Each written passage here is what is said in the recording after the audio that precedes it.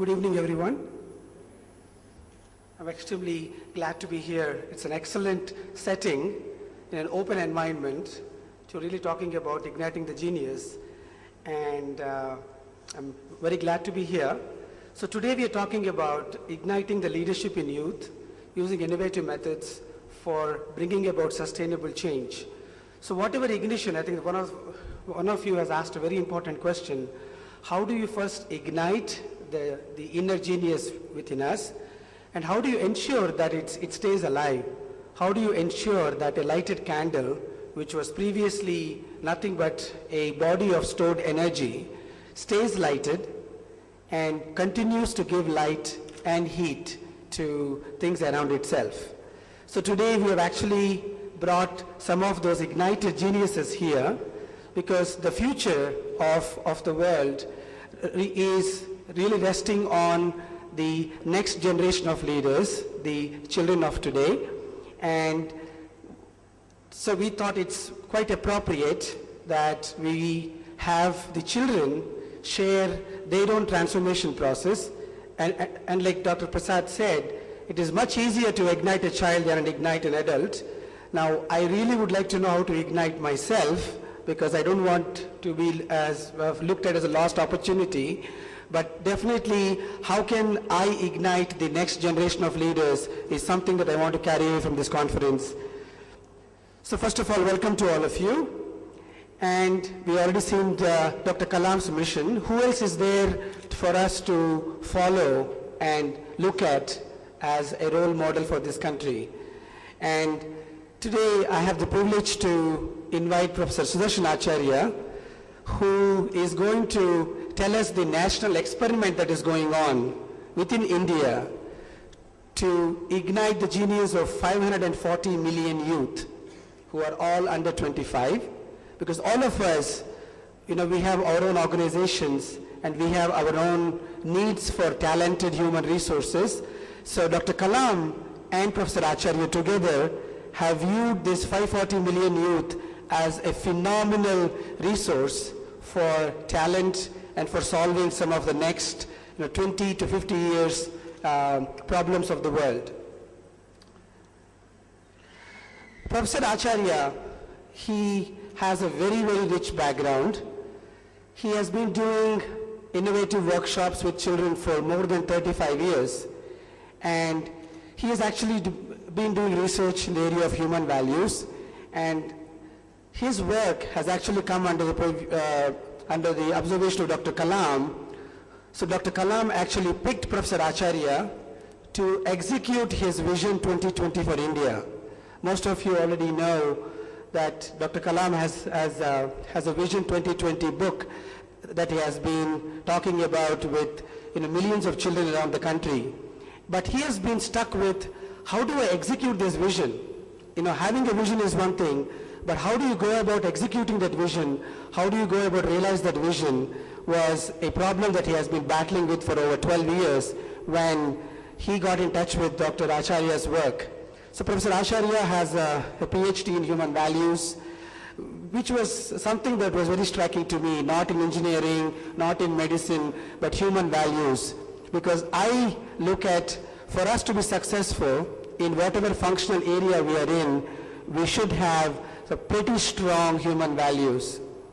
And many of the perils we are experiencing in the world today is because of the lack of those human values, lack of looking at something on the external world, not taking the time to look at the internal world. So Professor Acharya has done a lot of work. He has the title, the Eminent Citizen of India, offered by the Indian government, which speaks of his 30 years of work that he has been doing to provide a clear path for this nation. So I would like to invite Professor Acharya to share the experiment that is going on. It is not a social experiment. It is a much needed business experiment to really take care of the phenomenal human resource needs that the world will require in the next 50 years. So I will invite Professor Acharya to lead the first part of the presentation.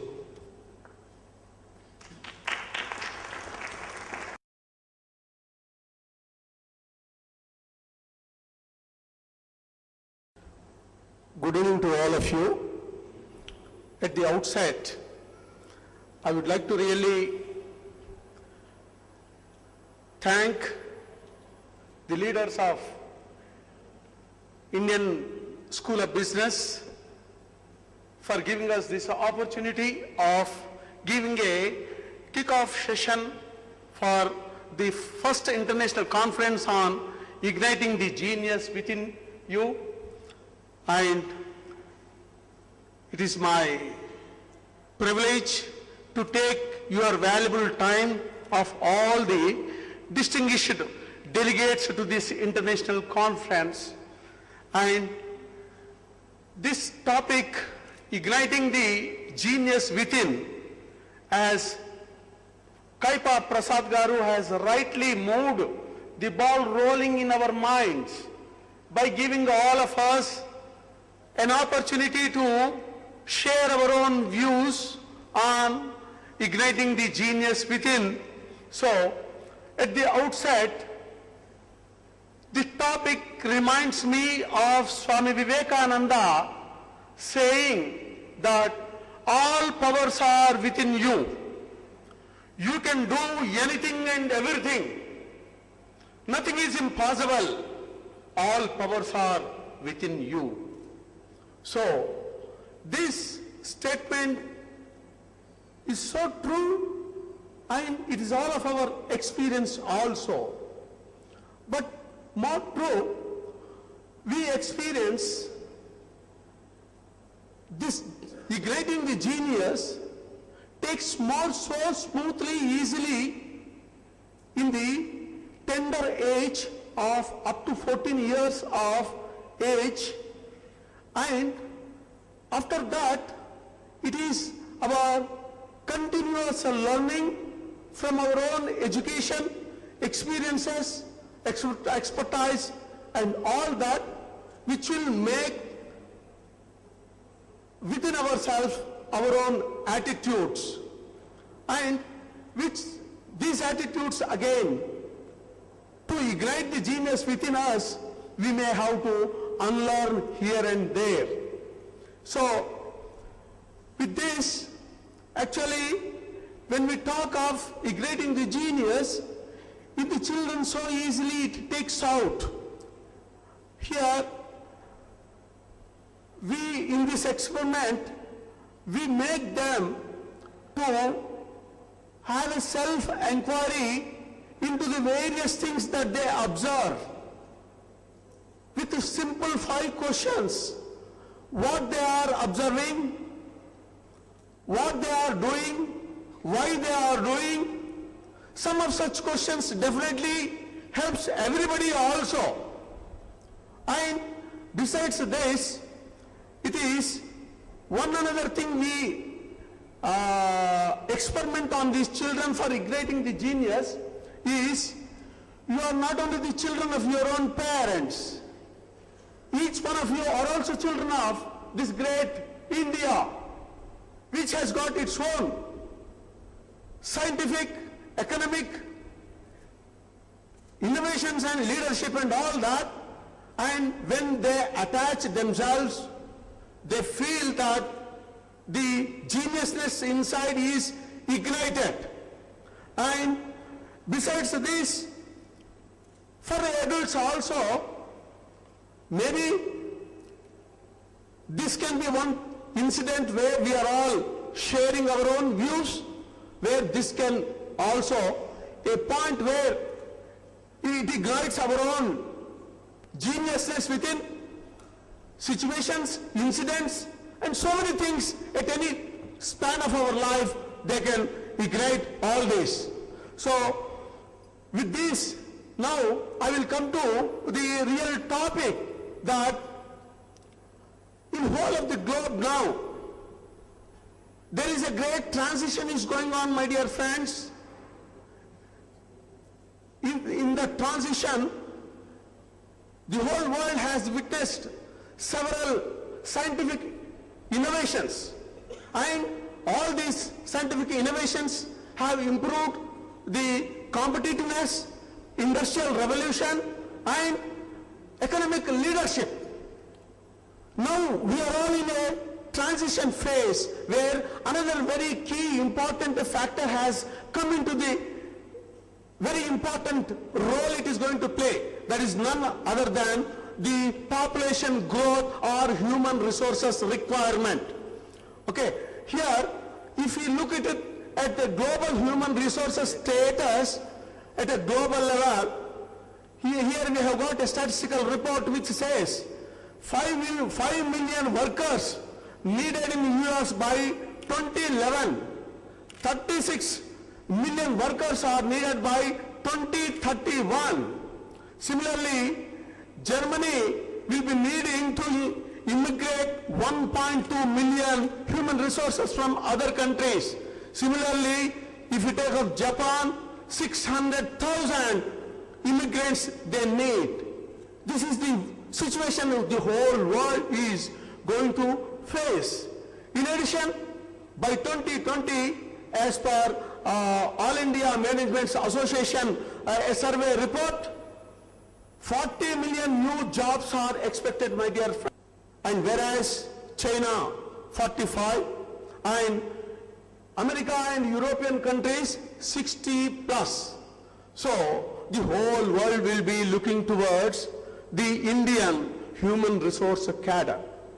So that is why this national movement for creating human resources is a very, very important point for all our entrepreneurs.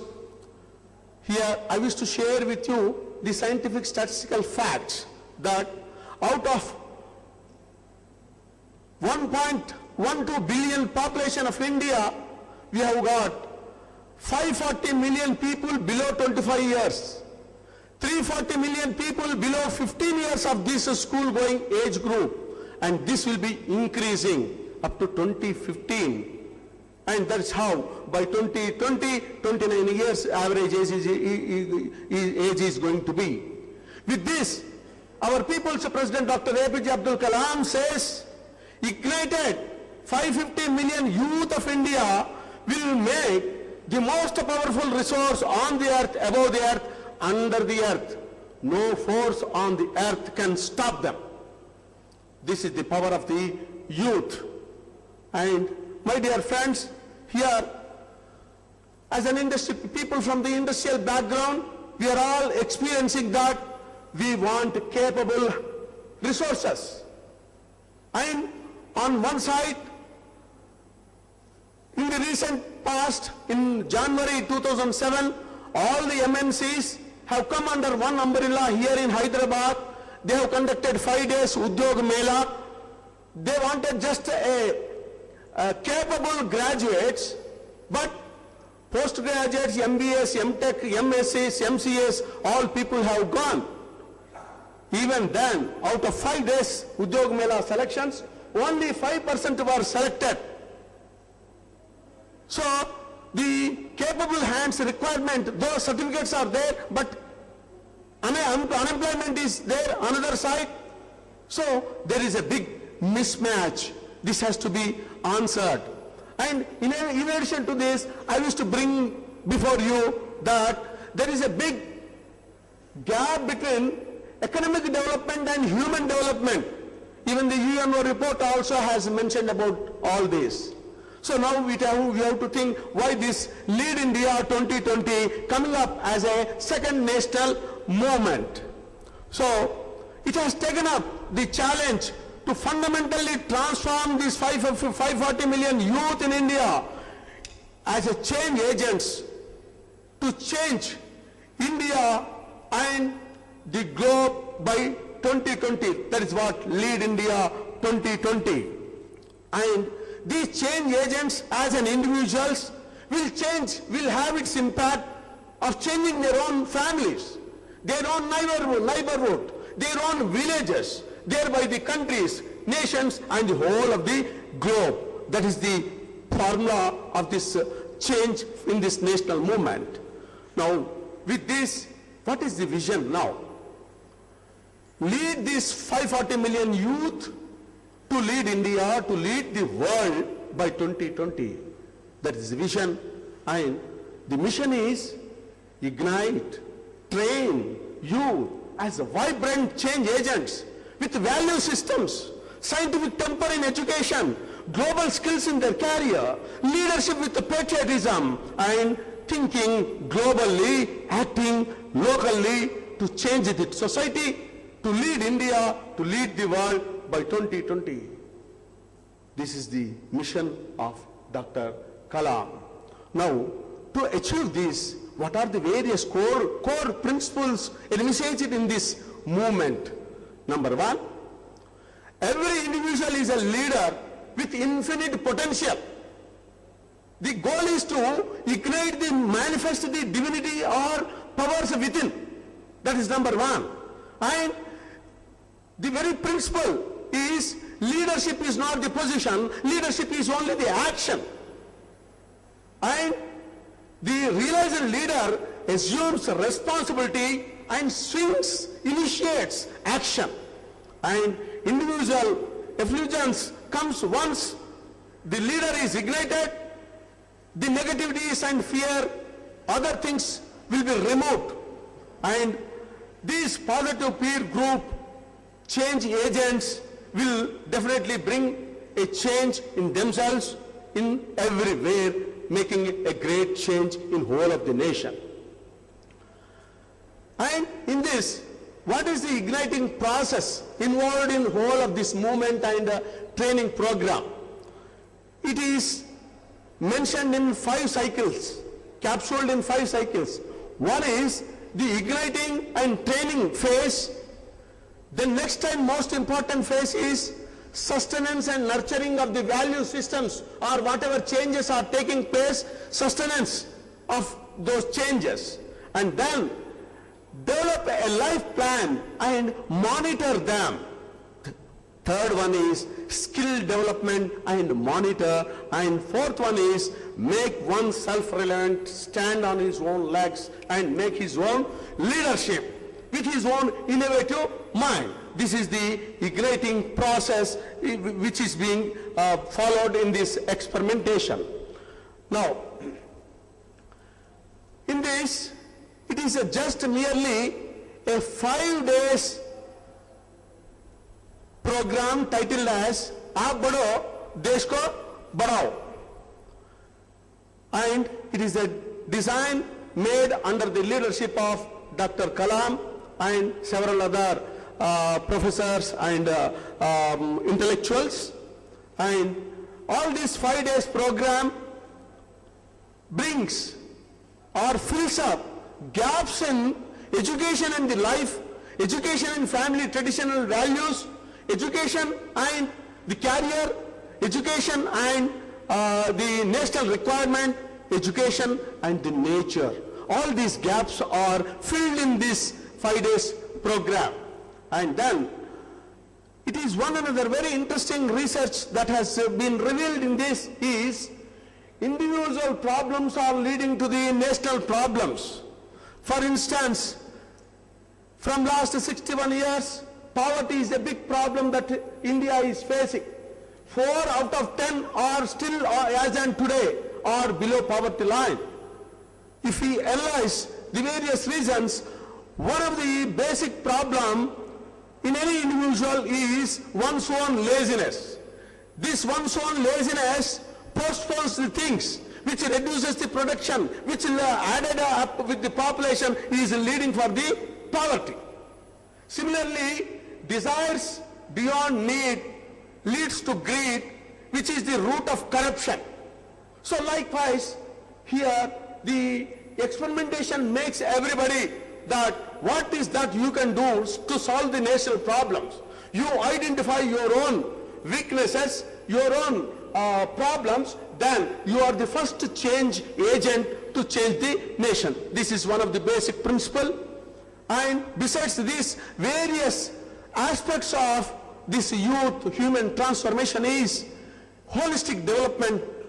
Along with the education, it is the physical development which is the base requirement for every human being to achieve their own goals. So physical development. The next one, most important, is the mental development. In the words of Swami Vivekananda, again I recollect, he's saying that we should have iron-like muscles, steel-like nerves, and diamond-like mind. We have to build up so strong mindset to ignite the genius within, and the career development, social development, spiritual development, national development, these are all various aspects in this training program. And besides that, Dr. Kalam with his far-sighted vision has given a 10-point oath, which by means of implementing, each one will develop the individual and develop the whole of the nation and the globe. For example, each one teach 10. If it happens, the illiteracy problem of India, which is not being solved even in 61 years of independent India, still we have got 30% of world's illiterates are in India, which is equivalent with almost US population. So, if each one teaches 10, which is going to be implemented here in Andhra Pradesh in coming May 2009, already a pilot project has been worked out, and that is going to be reflected. 40 lakhs children are going to wage a war against illiteracy to eradicate illiteracy in Andhra Pradesh, which will be replicated in all other states. Dr. Kalam himself is going to lead this. And for our industry, what will happen? By means of each one teaching 10, the communication skills, the teamwork, the leadership, so many things will automatically develop. So that is how industry also will be developing by means of taking care of the upcoming human resources. And in this, to transform 550 million youth, Dr. Kalam has got a courage to do a scientific experiment, how it can happen, how a nation can be built upon, which has started with Andhra Pradesh as a test bed way back in 2004 with 6,000 tribal students. And after that, it has been scaled up to 25,000. After that, in Medak with 1 lakh students, in Karimnagar with 2,38,000 students. Now, with the support of Government of Andhra Pradesh, Rajiv Vidya Mission, as on date, all the schools have opened up Lead India clubs, and this 5 days training program is going up. And now I will share with you the roadmap. Next. Right.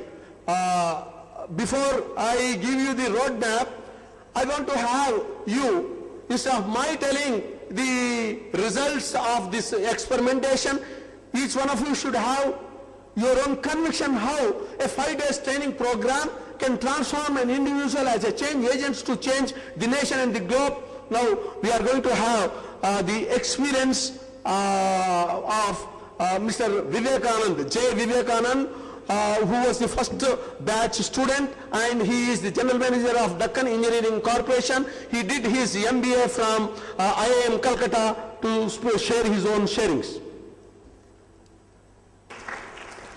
Thank you, everybody. Since it's already quite late, I'll be very short in what I'd like to say. One of the main definitions of leadership which I have post facto developed after my experiences here with Lead India has been of one, building up the confidence of an individual in what seems an impossible task but which is actually a stretch target, and then helping them either celebrate their success or overcome their failures. Now, how I have developed this is that one, I have always been a problem child at school, at home, at tuitions, everywhere. And which is why I was a lackluster student everywhere that I was. But in Lead India, luckily or unluckily, I wasn't the student, I was the teacher, I was the Annaya or the elder brother there. So when I was asked to sit silent, it was an impossible task. But when actually I had to make 50 people sit silent with me, it developed automatically that I had to follow the rules that I was enforcing. And in a lot of situations, explaining this project is like telling you all how sweet a banana is. You'd probably have to experience the process before you actually believe it. Now, one simple example that I'd like to leave you with is where we were sent out to make purchases for a camp of 200 students with 2 of us volunteers on a motorbike. Now, what eventually happened was that we came back like one of those email forwards that you see about, poor countries. 10 broomsticks under one leg, 10 broomsticks under the other, with 5 packs of crates between the 2 of us and 2 loaded bags on the front on the rear guy. And eventually when we come back 1.5 hours later to the camp, when we expect people to say, wow, you all have done an amazing job, the reply we got was, what took you so long? Run, the next process is online. While at that time we probably cursed the organizers, including Mr. Sudarshan here, today I realize, any kind of crisis comes up in life, my first thing is, I did that on a bike, how difficult can this be? The other one example that I would like to leave you with is one of my biggest failures in life at that stage was when I was sent to a Raitu Bazaar again for procurement of vegetables for the camp. I suddenly found in the market that I had lost 3,000 rupees. And for a first year engineering student, that was an unsurmountable amount. I had a 200 rupees pocket money per month. So it totally shattered me. I couldn't know how I did it. I came back to camp. I said, I'm leaving, I'm going home, I can't do this anymore. When all they said was, yaar kya ho gaya, paise gaye na, koi baat nahi. Here, take this money, go to the market, we need vegetables today. I was like, are you crazy? I'm the guy who lost the money. You're giving me money again. He said, no, go buy it and come. We need vegetables. Who? You want me to go to the market? So, while yes, it took me 1.5 years later that I could repay that money from a lot of other things that I did. 1, they never asked me to repay it. And 2, they accepted that the failure was part of the reality of the situation and does not reflect on the individual per se. So that gave me the confidence to grow, the confidence to be willing to take a failure. And I would say one of the main reasons why I am here is the organizational backup and the growth that both Mr. Sudarshan and the other organizers here have imparted in me. Thank you.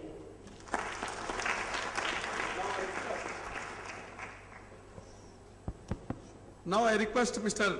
Narottam, who has resigned his Infosys job to fulfill his vision to make his own university, to share his own views from Lead India transformation. Thank you. A couple of years ago, probably 2 years ago, I received a call from one tribal guy who just finished his 10th class and got his marks. He was almost into tears and he made me into tears. He said, 2 years back, you spoke to me for 15 minutes and that has changed my life. Okay? And I now realize how important the contribution of Vivekanand, who just spoke. I never acknowledged you. Thank you. So we have a system at Lead India where we are mentored by a mentor. As Vivekanand was just saying, we are given a couple of students and we need to make a difference to their life. That's a task. That's a huge task. Then how do we do it? By an example, leading by an example. That's the only thing we need to apply. If we have to clean the room, then we will have to take the broom and people will follow us. That was the principle. And this helped me a lot of times in my life later. And I learned in Lead India that knowing makes less difference. Like, I can't swim just by knowing the principles of hydrodynamics. Or just by reading a book, I can't swim. I can only swim by getting into the water. That's what I learned at Lead India. We were thrown into the water mercilessly. Of course, they were always there giving us a helping hand as mentors. And that's how we learned how to be leaders. And yes, Lead India has made a lot of difference. I come from a very poor family. My mom is a tailor and my dad is a farmer. And I'm proud to say that I'm addressing you all here because of Lead India. Thank you so much. Thank you, Acharya. And yes, I left my job at Infosys. I am an entrepreneur, sir. I did not look for venture capitalist. And yeah, we have a huge vision. As Acharya said, one of the visions is I want to set up a university in my rural area, the place that I come from, where a lot of people are going uncared, are going into gutters. That's what I can say. Thank you. As Kalam says, dream, dream, dream big. It is the dream. One constant thing that goes on in this training program. Now I have got one friend, Srikant, who told to the then Rashtrapati Dr. Abdul Kalam ji, when he has asked what you want to become, he said, Mr. President, I want to be the first president, visually challenged president to sit in your seat of Rashtrapati. Now we will have Srikant. Good evening, respected gentlemen, dignitaries below and above the dais. This is Srikant speaking on behalf of Lead India, the second youth national movement. I am proud to say, and let me owe my deepest debt of gratitude to my mission and vision, the youth second national movement, for transforming me into a responsible youth leader, who happened to be a great leader and who even challenged Dr. APJ Abdul Kalam ji. I was, as Acharya ji rightly said, that we were trained in various aspects. Let me also give you my personal instances. That was the first time where I have realized that having clarity of mind and purity of thought is the best thing. I have realized that freedom without responsibility is useless, but knowledge with wisdom is very important. When I go into my personal life, I was pampered everywhere, at my school, at my home, at my neighborhood. But it was the first time where I was given up the big task to maintain or to handle a group of students in conducting a survey. That was the first time to do, for me, the field work. I was basically a science student, but that was the first time where I have gone into a field work where I have done excellently well and where my reports were acknowledged by the President of India. With this, I thank Lead India forever, and let me work with it. Let me fulfill my vision and mission forever. Thank you very much for this golden chance. Now, interestingly, we will have just 1 minute competition from starting with the Sravani. Just 1 minute. Next, Sai Baba, be ready. Good evening to one and all. My name is Sharwani. I am from Oasis School of Excellence, Shamshabad.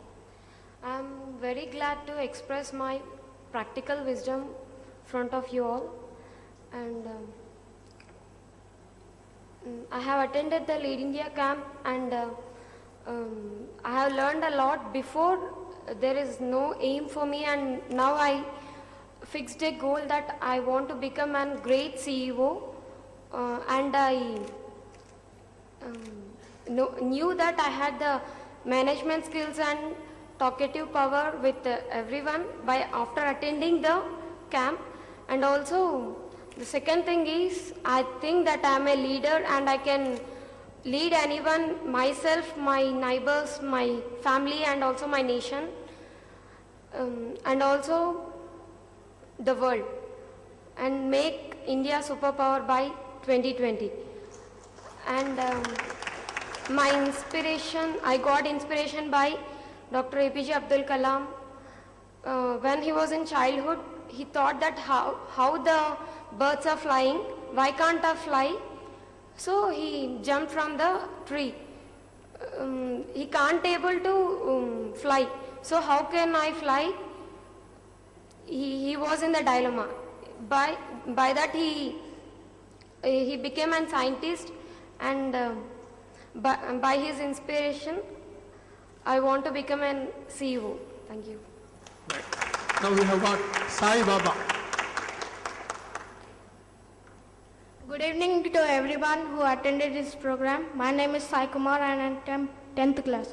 First of all, I want to thank Dr. APJ Abdul Kalam, who had founded this wonderful program and changed every individual. So when this program came, I absent in afternoon because I thought that they will come and play chief trick and went out. But when next day I came, they told me this program is very interesting, you once come in. I went to the program. They told that I have deadness. Before this, I had not talked in the stage with this much of deadness. But after this program, they told me that you have deadness, but you are keeping it inside. But I was too lazy, and after attending to this camp, the laziness was completely gone from my mind, and I started following the human values like truthfulness, punctuality and all, and I started respecting each and everything from shoes what we wear and respecting the parents and the guru and all. This I learned from Lead India training camp. Of course, being a classical dancer, coming, dancing and going is another thing.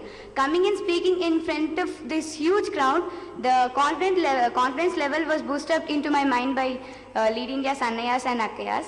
So from this opportunity, I would like to thank them, and also I would like to thank Abdul Kalam ji for this fabulous movement.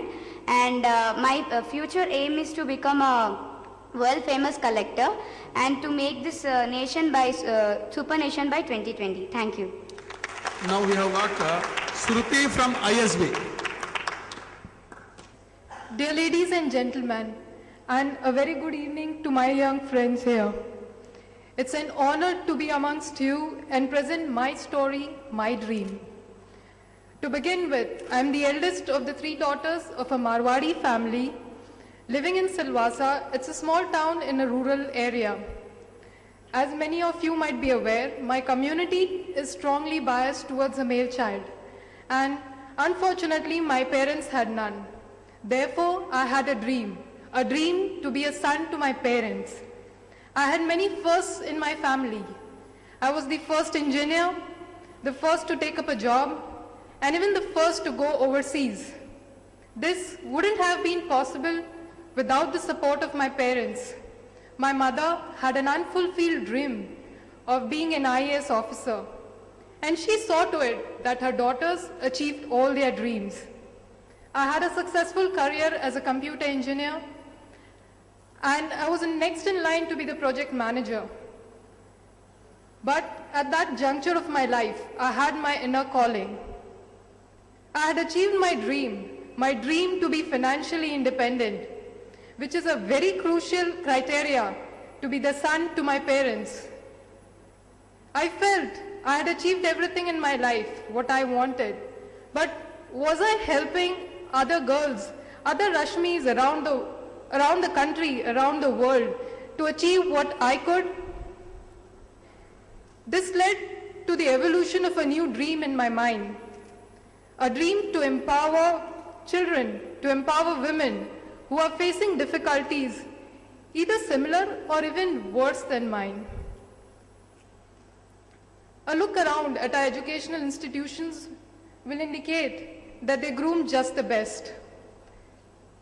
Do we have the courage to nurture the ones who have failed?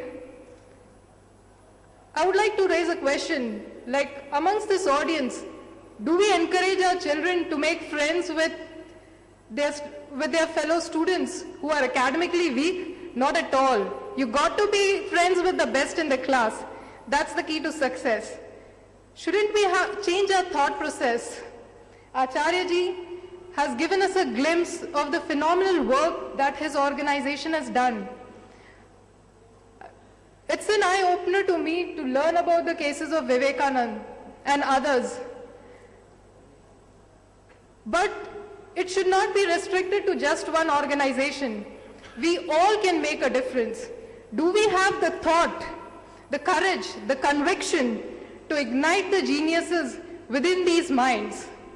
I would like to end my speech with an English translation of a Hindi quote. What if our ship is stuck in the storms? With courage, we'll reach the shore. What if there's darkness all around? With the ignition of our genius within, we'll create a path. Thank you. how our Kaipa Prasad Garu satisfied with all the transformation. I request him to read out an impression of B. Venkatesham, IAS, collector. At that time he was collector Medak, now he is collector of Guntur.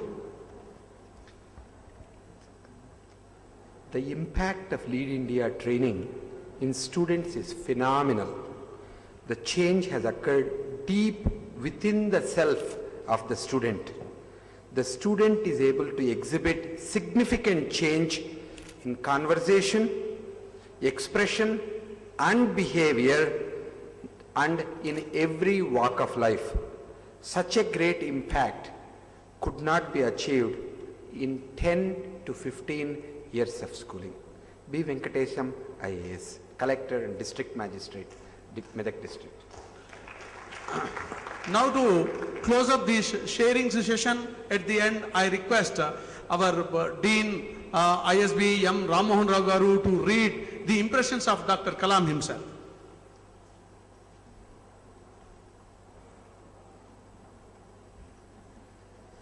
Do you believe that India can be transformed into a world leader by 2020? Yeah. Let me read out what Dr. Kalam says. Lead India 2020 is the second national movement, a mission-oriented program transforming youth. It gave me assurance that this will transform developing India into a developed nation by 2020.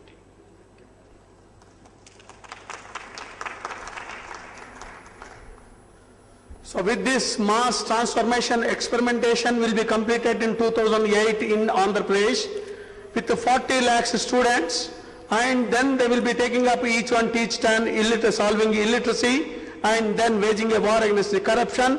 And in 2009 in each state one district will be targeted to transform 1 lakh students from every district, from each state, from all the states in the 2009, and by 2011 in all the 610 districts of India with 11 crores school age group will be transformed, and then they will be taking a vote from Dr. Kalam that I will be truthful and righteous. I will not take bribe, I will not give bribe. I will fight corruption, make India corruption-free India. At that time, this Lead India movement will be coming up.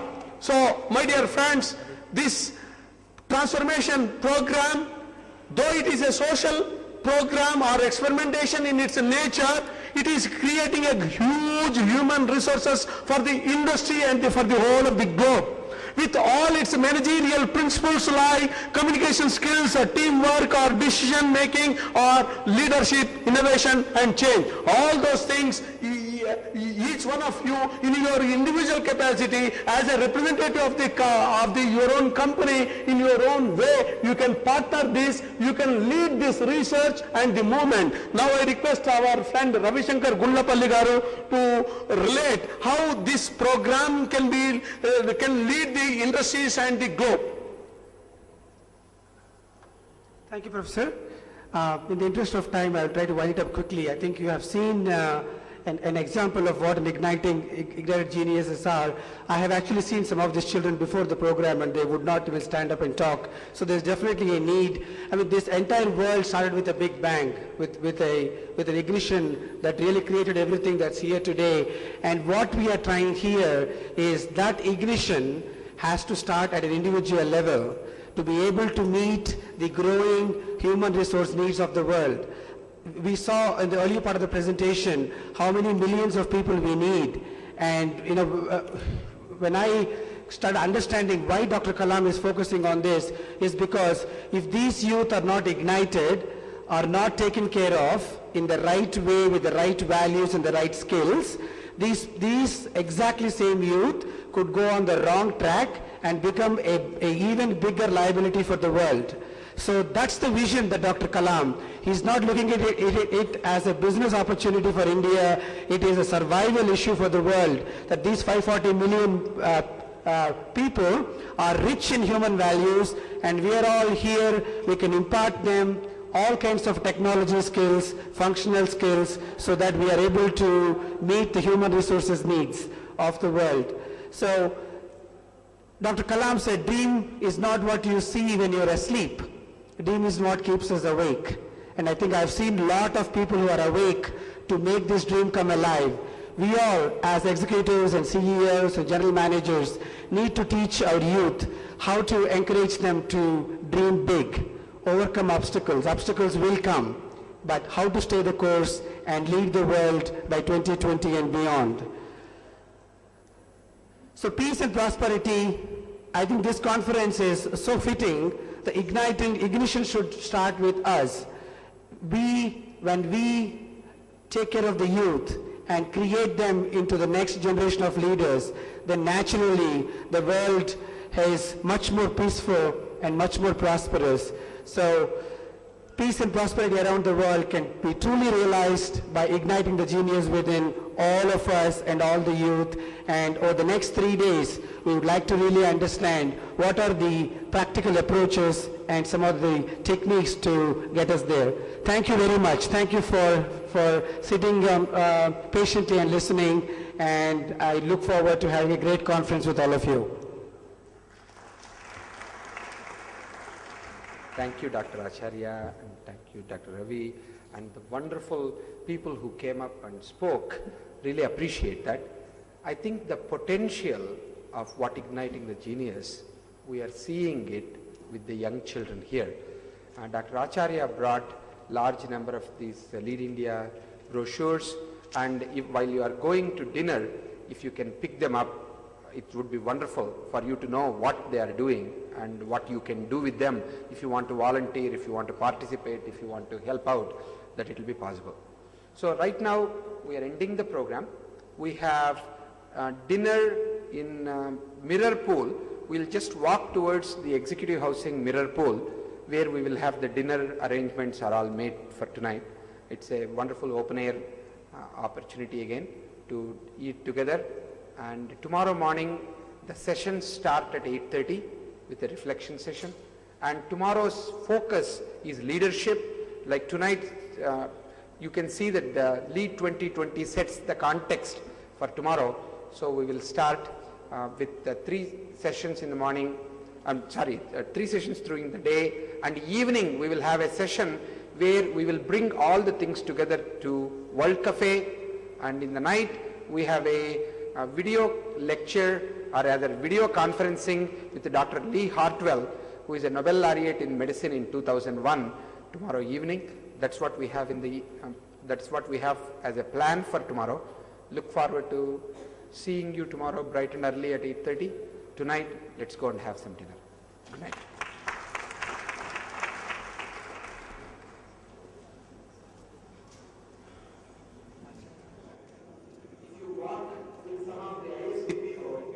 Take you to the program. So you can just walk with them on this direction.